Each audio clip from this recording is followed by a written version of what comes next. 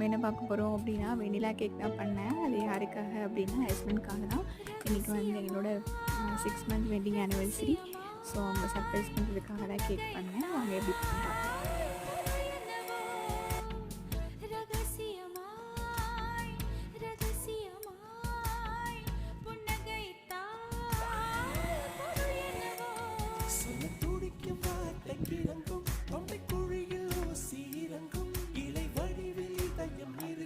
மலை வடிவில்